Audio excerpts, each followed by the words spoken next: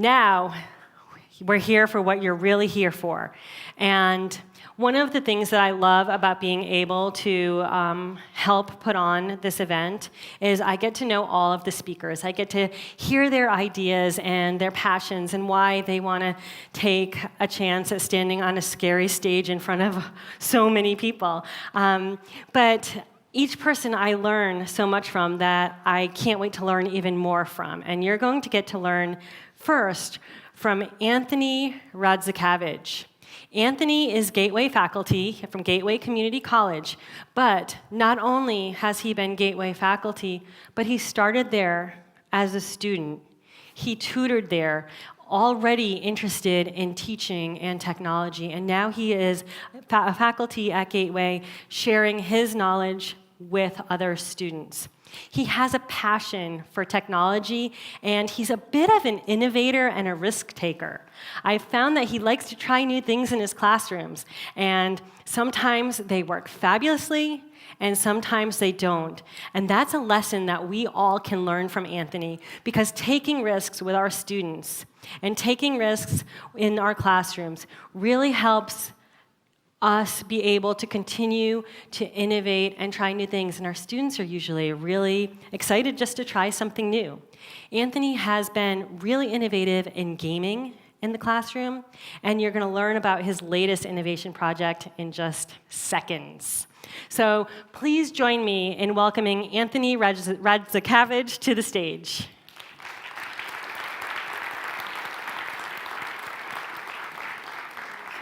You got it.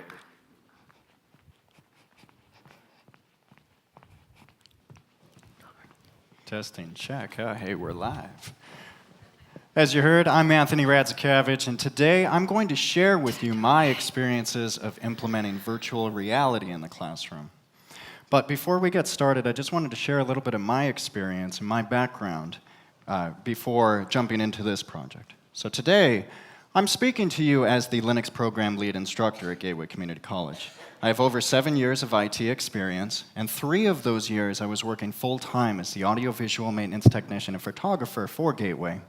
During that time, I had the wonderful opportunity of being the educational media developer, where I helped other faculty members create educational videos for their students. So, before you may have read the title of this talk, there's a lot of discussion about what is virtual reality. Is it Minecraft? Is it The Sims? Is it Second Life? Well, this technology has really evolved and it's advanced, and our definition of what we consider virtual reality has changed. Now, we would have to consider virtual reality to be fully immersive, as though you are there, as opposed to sitting in front of a screen. The other thing that's very important is you have to have a degree of choice, which brings us to our third requirement, which is the easiest choice that you can really make, and that would be to manipulate the environment with the body. Now, you might be thinking I'm speaking of the controllers. You might think that, oh, we have to move across this environment, but a simple turn is a choice of where you can see. Some of you might be thinking, well, hold on, that sounds like 2002 with Tom Cruise, right? Maybe. But it's been 14 years since the release of that film. I think we're getting a little close to actually making that science fiction a reality. Now, how complex is it, and what is its price point? Well, there's a lot of different avenues of virtual reality implementation that you can go down. I chose 3 here. These are not by any means the only choices, but these are some of the most popular that I have researched. The one that's really the forerunner, the highest quality you can get, is known as a GoPro cluster. That's 6 GoPro cameras with 1 mount. And if you have the money lying around, it's about $5,000, and it is very, very complex since you're working with 6 separate cameras. You have to do the stitching, you have to use the applications, you have to really know your salt in order to get this to work. Then there's some other solutions that I found that were a little closer to my price point. The 360 Fly is a single camera solution, and they have 2 different resolutions, one in HD, which will run you about $300, and another one that's in 4K, which will run you about $500. And this was a minimally complex You can link it up with your phone, single press button recording, and then you are flying away. Then there's also a competitor to them that's around the same price point, which is the Ricoh Theta S. This is a 2-camera solution on a single body to give you that minimal complexity with a single press button recording, and again, with the mobile linking. So this is what I used for my project. I used a 360 Fly, I used a lapel mic with my phone, I used a generic tripod, and 4 applications, 2 that shipped and 2 Adobe products. So my approach is that I recorded a live class session, and I wanted that to simulate the student sitting in a chair attending the class that I was giving. This required that I had my students sign talent release forms so that I was able to share it with all of you and also use it in the future classes. But this is a static recording that is set in one shot of time. The setup for this took about 15 minutes before the class, 15 minutes after the class to tear down, and about 5 to 10 minutes at the class break for the camera manipulation. So really, for every single lecture that I recorded in virtual reality, it was an additional 35 to 40 minutes per session. Now, that's all fine, and I'd like to show you what it is that I'm actually talking about and what my VR classroom really looks like. So here's my virtual reality classroom, and something you might notice is that's not exactly facing the instructor. What kind of class is this? Here's a lesson learned. Test your camera before you deploy it, right? We're working with a 360 virtual space. So being as how you're working with a camera that literally can see everything, you should probably find out what the camera thinks is facing forward. But here's a cool thing about virtual reality. We're using a browser right now. If the viewer wanted to click, drag, and move the screen, they can look wherever in the room they want. Now, we can go ahead and pause this and freeze that out. But if you were using your mobile device, you would play the video on your mobile device, and with a simple turn, tilt, you'd be able to manipulate the image as well. Again, going to that simplest decision of where do you want to look? If you're wearing a headset, there are applications in your phone that you can use, put it on, and then you would just tilt your head to view that. Now, there were some known issues with my implementation. The first one's kind of a biggie. It's not going to be interactive when viewed later. This is, again, a static recording shot in a single space, like a single time, right? So that does not enable students to participate who are watching the virtual reality classroom in discussion with their peers. They cannot ask me questions if they have a question arise while watching this media. The other thing is I wrote an article about 5 best practices for creating educational videos when I was the educational media developer. So this pretty much went against all of them. The first one is direction and planning. I'm talking about recording a live lecture, not I'm going to discuss this and I'm going to be straight to the point. Students ask questions, and I love to go down those roads of dialogue. However, there's no direction in planning on what they're going to ask. There's no direction in planning in necessarily what is going to be covered, which leads us to our next item, video length. Video length, as I wrote in the article, was not to exceed 10 minutes of your educational video. Now, some of you are like, oh my gosh, that's so short. And it is, I get it. However, research is now supporting the idea that that time is even getting shorter, where you shouldn't exceed 7 minutes for an educational video. So again, direction and planning, very concise, very quick. The other thing is video quality. Now, this is a reason why I bought the 4K camera, and this is something that you need to be aware of if you are looking to get into virtual reality. The advertised resolution that they are selling you is the camera resolution. I used a single camera solution, which means that when I take my picture and I enter into my virtual realm, that resolution is strongly decreased. So even though I was recording in a 4K definition, what you saw there was actually HD. Then proper lighting. Now, 35 to 40 additional minutes per lecture was quite a strain on me, and I wasn't going to worry about evening out the light for my purpose, so I just threw that one out. It's fine.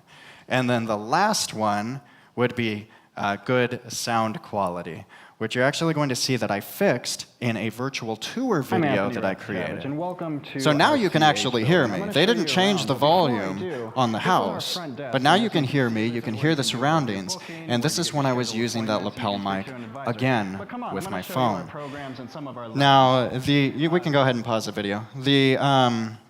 The idea behind this was to simulate a tour experience as this person walking with the tour guide. So they would have the option to look at the rooms, down the halls, be able to see exactly where they're going, and it would be accessible so long as they had access to the videos. If we could go back to the slides. Now, student response was, when I proposed the idea, there was excitement, but there was a little bit of embarrassment, because you have to remember, not everybody likes to be recorded. However, I explained what my purpose was, why I wanted to do it, what I wanted to find out, and there was an overall understanding with the class. However, I did upload that very first video of the virtual reality classrooms to see how many students would take the bite. Out of the 15 I had in that group, 1 watched. Now, that video is only half of the lecture. It's 55 minutes long. He did not watch the 55 minutes. He reported that he definitely did not watch more than 3 minutes before he put it down and moved on. So I kind of sat back and I'm like, okay, that's good to know. He was looking at it for the novelty and not for the content.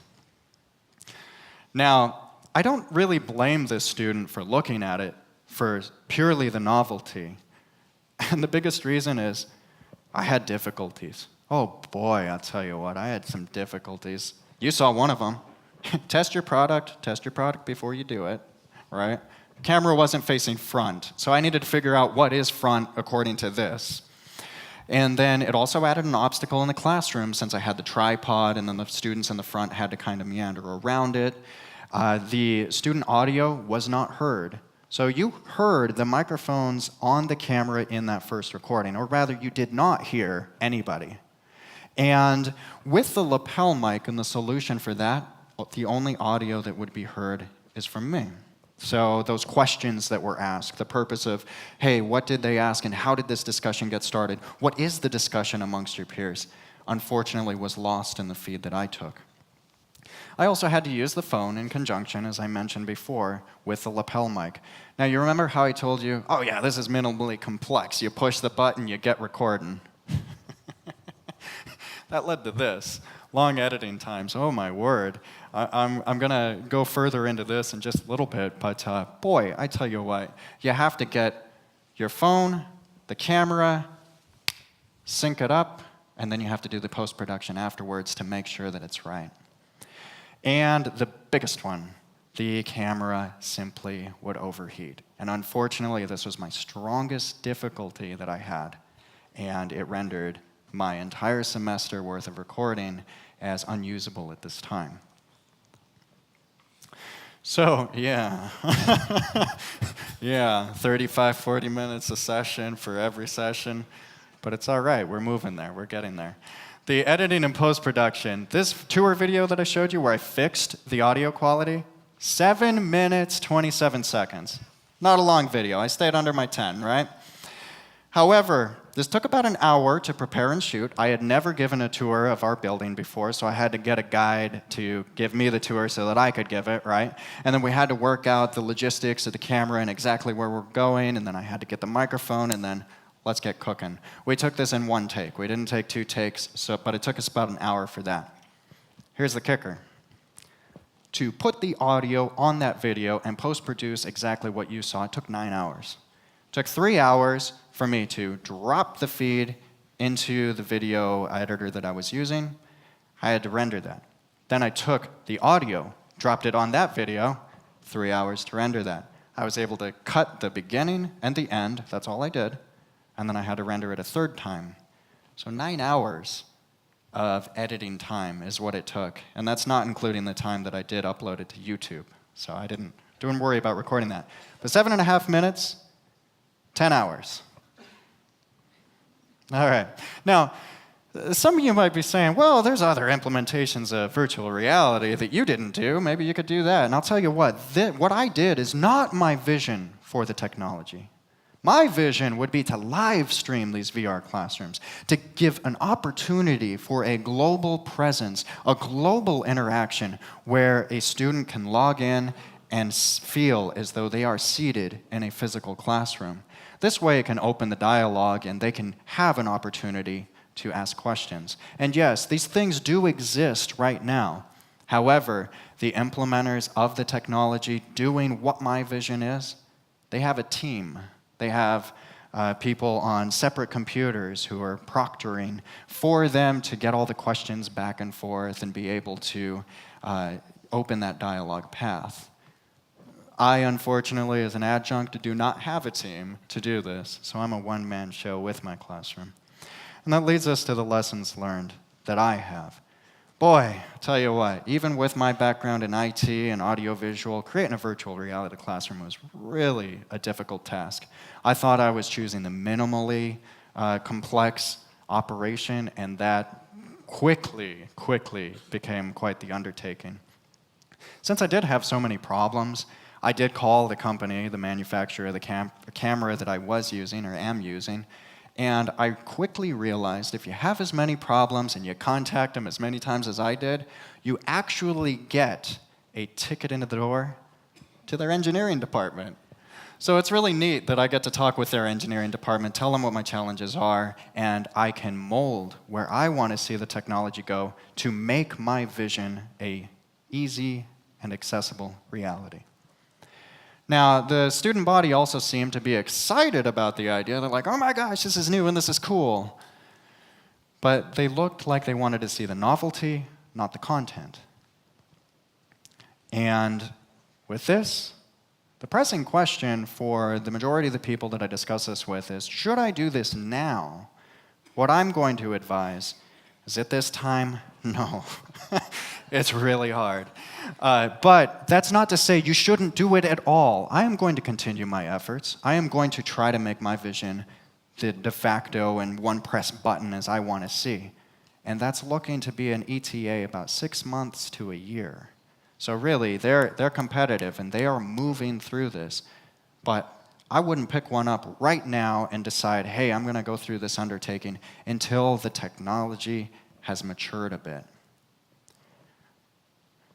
With all of that, I want to thank you for your time, and I do hope after that year of waiting, that I will have the opportunity, wherever I'm at, to be able to sit in your classrooms virtually.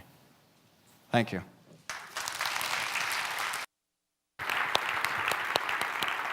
Thank you, Anthony.